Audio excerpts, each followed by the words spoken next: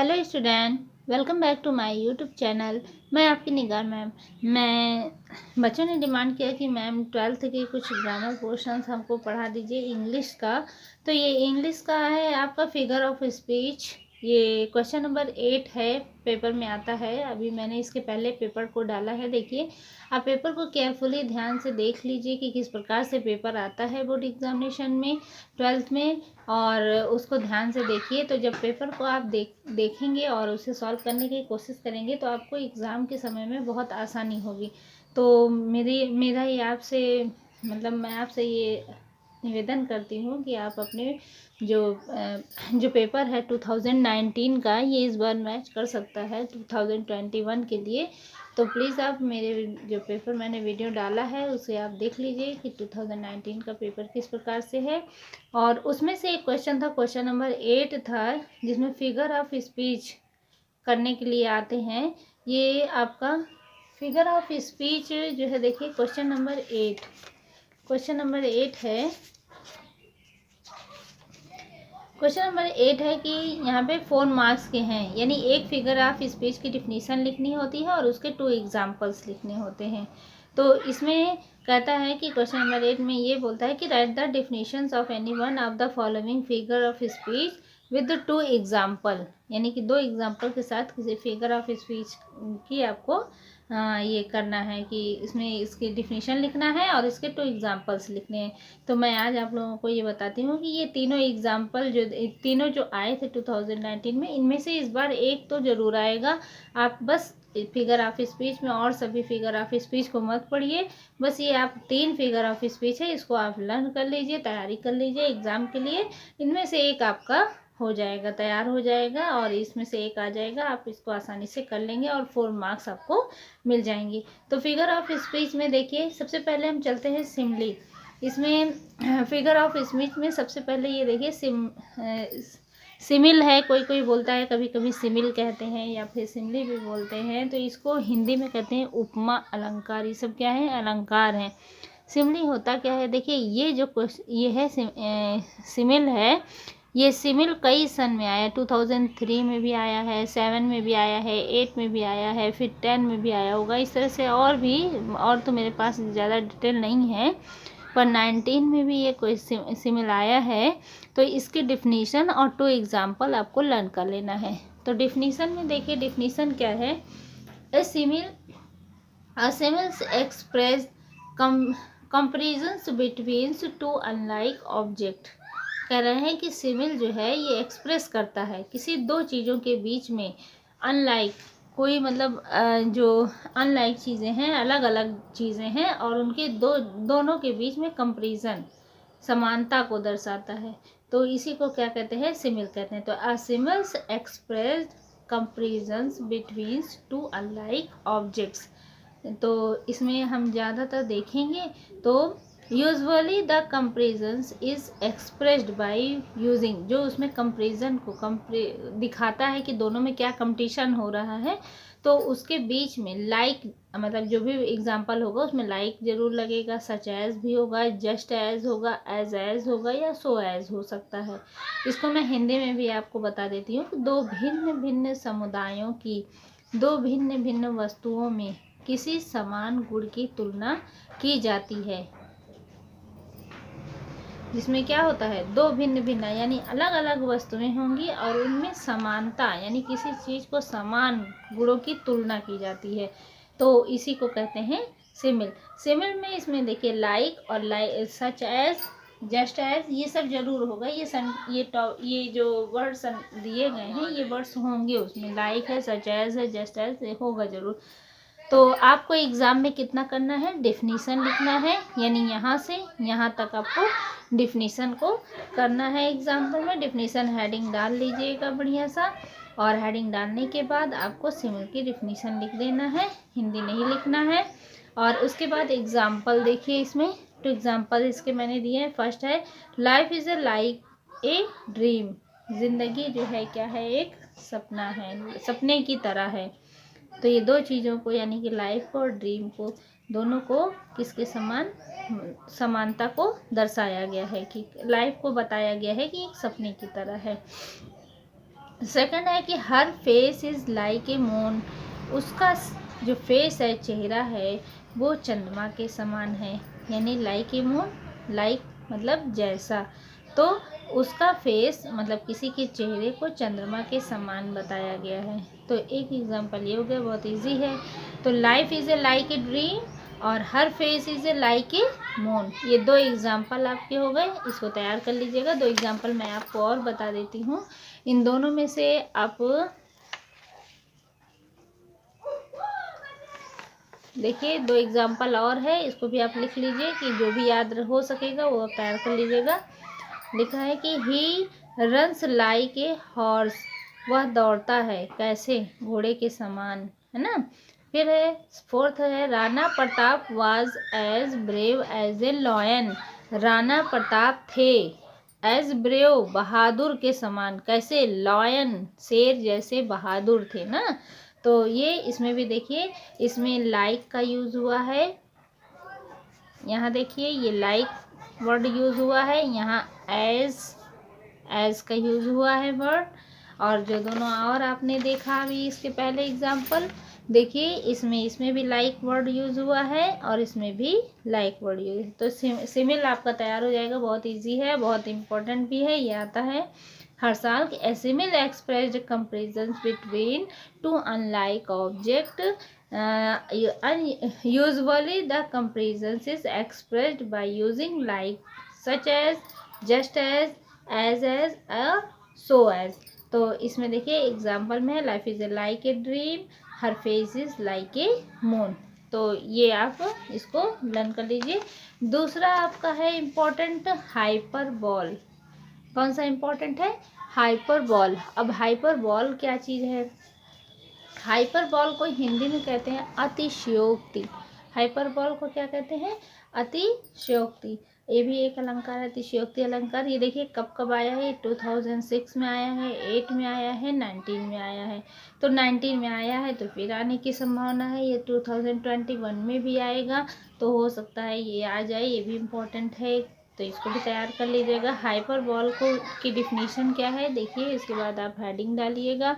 Heading डालकर definition लिखिएगा। Definition है कि in hyperbole a statement is made emphatic by over statement. कहना है कि इन हाइपरबोल में ए स्टेटमेंट यानी किसी भी चीज़ को, यानी किसी भी व्यक्ति या वस्तु का क्या है, made emphatic by over statement. Over statement मतलब होता है बढ़ा चढ़ा कर। ओवर स्टेटमेंट क्या होता है? बढ़ा चढ़ा कर, यानी किसी चीज़ की जो गुणों की तारीफ आवश्यकता से अधिक कर दी जाए या फिर कम घटा कर वर्णन किया जाए, तो उसी को क्या कहते हैं? अतिशयोक्ति। यानी in hyperbole a statement is made emphatic by over statement. इसमें एग्जाम्पल देखिए, इसका एग्जाम्पल है कि रिवर ऑफ ब्लड। हाँ देखिए बच्चों, इसमें क्या कह रहे हैं कि फर्स्ट एग्जाम्पल किसी भी देखिए हिंदी में है इसका कि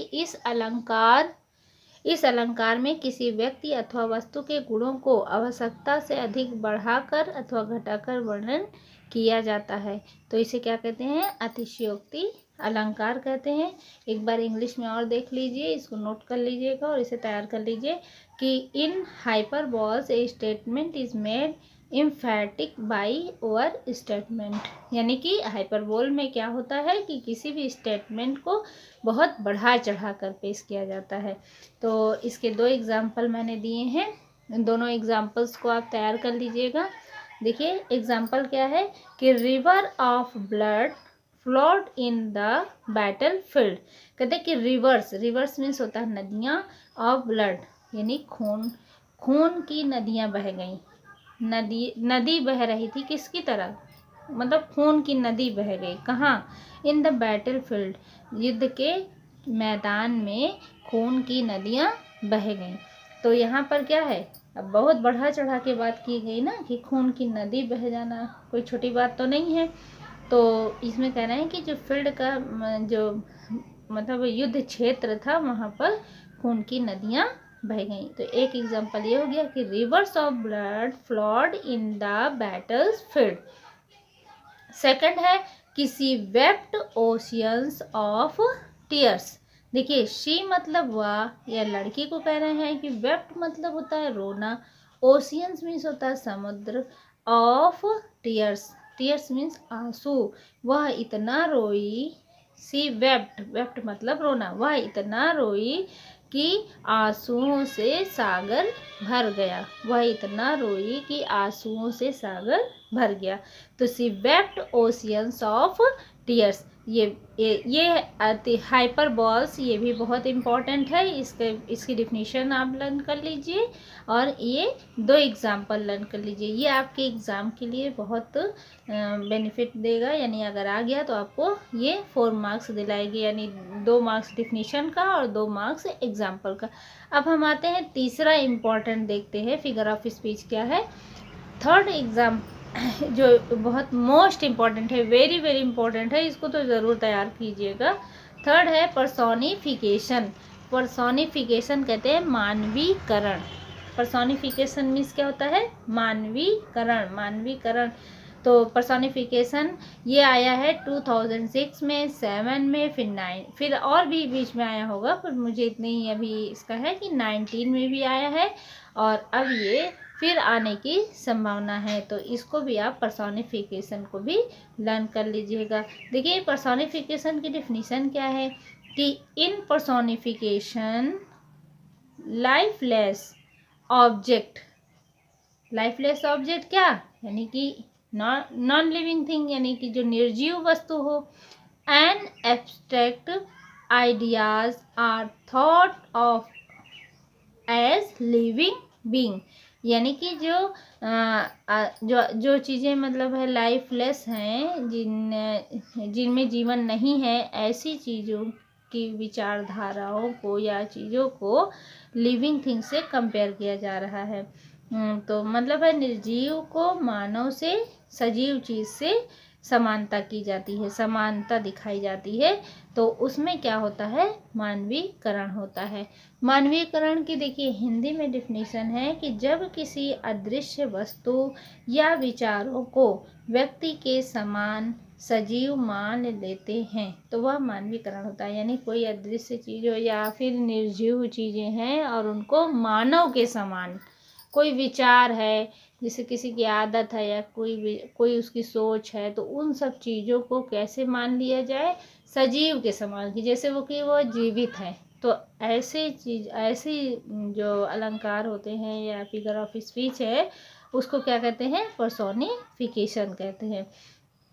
तो यहाँ देखिए कि इन पर्सोनिफिकेशन, यानी पर्सोनिफिकेशन में लाइफलेस ऑब्जेक्ट यानी निर्जीव जो ऑब्जेक्ट होते हैं, एंड एब्स्ट्रैक्ट, एब्स्ट्रैक्ट आइडियाज़ यानी कि जो विचार होते हैं, ठीक है, जो विचार होते हैं, are thought of as living being, उनको जीवित चीज़ों के बराबर समझा जाता है, यानी उससे समानता की जाती है, उससे समान मान लेते हैं। तो ऐसी चीज़ों को क्या कहते हैं, ऐसे उसको फिगर ऑफ स्पीच को क्या कहते हैं, पर्सोनिफिकेशन कहते हैं।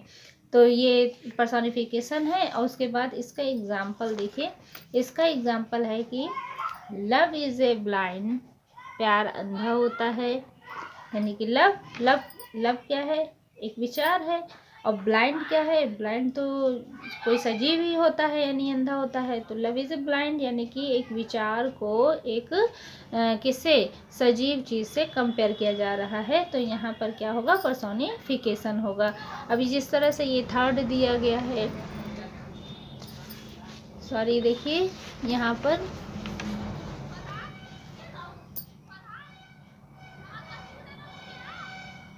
हाँ, ये देखिए कि लव इज़ ब्लाइंड, ये मैंने बताया कि प्यार अंधा होता है। उसके बाद फिर थर्ड हमारा है जस्टिस इज़ ब्लाइंड, जस्टिस यानी न्याय, न्याय भी जो होता है वो भी अंधा होता है ना। न्याय जो कोर्ट वो होता है, अदालत होती है, तो देखो वहाँ पर भी एक मूर्ति बनी होती है, उसके आँखों पर पट्टी होती है ना, तो कहते हैं अंधा होता है, उसको तो सबूत और गवाह चाहिए, और कुछ दिखेगा नहीं, ठीक है। तो वही कहते हैं कि इसको भी जस्टिस को भी किससे, ब्लाइंड से, यानी कि निर्जीव चीज़ को सजीव से, यानी विचार को सजीव से मिलाया गया, कंपेयर किया गया है। तो इसमें भी क्या होगा, पर्सोनिफिकेशन होगा। तो सेकंड है कि experience is the best teacher. जो एक्सपीरियंस होता है, नॉलेज होता है, वो क्या होता है, वो बेस्ट टीचर होता है। टीचर कौन है, सजीव है। और एक्सपीरियंस यानी क्या है, नॉलेज, ज्ञान, यानी एक विचार है। तो विचार जो है किससे कंपेयर किया जा रहा है, टीचर से कंपेयर किया जा रहा है। तो इस तरीके से जब किसी निर्जीव चीज़ों की सजीव से तुलना की जाती है तो उस फिगर ऑफ स्पीच को क्या कहेंगे, पर्सोनिफिकेशन कहते हैं। तो ये सो मैंने आप लोगों को तीन बहुत इम्पोर्टेंट बता दिए हैं।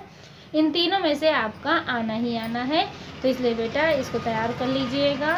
तीन है, देखिए पहले है आपका सिमिल है। सिमिल की डिफिनीशन थी, a simile expressed comparison between two unlike object. Usually the comparison is expressed by using like, such as, just as, so as। तो इस प्रकार सिमिल को तैयार कर लीजिएगा। इसके दो एग्जाम्पल को तैयार कर लीजिएगा। दोनों एग्जाम्पल क्या हैं कि life is a like a dream और her face is like a moon. उसके बाद यहाँ थर्ड है आपका, देखिए थर्ड है कि he runs like a horse and Rana Pratap was a brave as a lion. First ये हो गया सिमिल। सेकंड आपका है हाइपरबॉल भी आप तैयार कर लीजिए, ये भी बहुत इंपॉर्टेंट है इस साल के लिए। तो इन हाइपरबॉल से statement is a made emphatic by over statement, यानी किसी भी चीज़ को बढ़ा चढ़ा कर बयान किया जाए तो उसे क्या कहते हैं, अतिशयोक्ति, यानी हाइपरबॉल। इसके टू एग्जाम्पल्स हैं, देखिए reverse of A blood flawed in the battle, यहाँ बैटल रहेगा, सॉरी ये है बैटलफील्ड, स्पेलिंग सही कर लीजिएगा बेटा, बैटलफील्ड। सेकंड है सी वेप्ट ओशियंस ऑफ टीयर्स, ये हो गया। उसके बाद थर्ड है आपको पर्सोनिफिकेशन में किसी निर्जीव की सजीव से तुलना की जाती है, यानी कि in personifications lifeless object and abstract ideas are thought of a living being. ये आप लर्न कर लीजिएगा और लर्न करने के बाद आप इसको खूब अच्छे से तैयार कर लीजिएगा बेटा, और अच्छे से ब्लैक पेन का यूज़ कीजिएगा और एग्ज़ाम में ब्लैक पेन यूज़ करके इसको बढ़िया सा हेडिंग डाल के लिखिएगा और एग्जाम्पल को अलग, डिफिनेशन को अलग लिखिएगा। तो ये आपको कितने मार्क्स दिलाएंगे, 2 मार्क्स के क्वेश्चन है जो आपको, सॉरी 4 मार्क्स के क्वेश्चन है। 4 मार्क्स आपको ईजिली मिल जाएगा इंग्लिश के पेपर में। तो मैं ये आशा करती हूँ कि आप सब इसको तैयार कर लेंगे और ये आपके लिए इम्पोर्टेंट है। अब मैं जितने भी आपको इंग्लिश की इम्पोर्टेंट चीज़ें हैं जो आपको नंबर दिला सकते हैं, बस मैं उतने ही आपको बता सकती हूँ, क्योंकि मेरे जो वीडियोस बनती हैं वो ज़रूरत के तहत, यानी जो बच्चों की आवश्यकता के लिए ज़रूरी है। जैसे मैथ भी मेरा है, साइंस भी है, तो जो भी बच्चों को मुझे लगता है कि इसे बताना है, मैं उसी वीडियो आप तक पहुंचाने की कोशिश करती हूँ। तो प्लीज़ इसको ध्यान से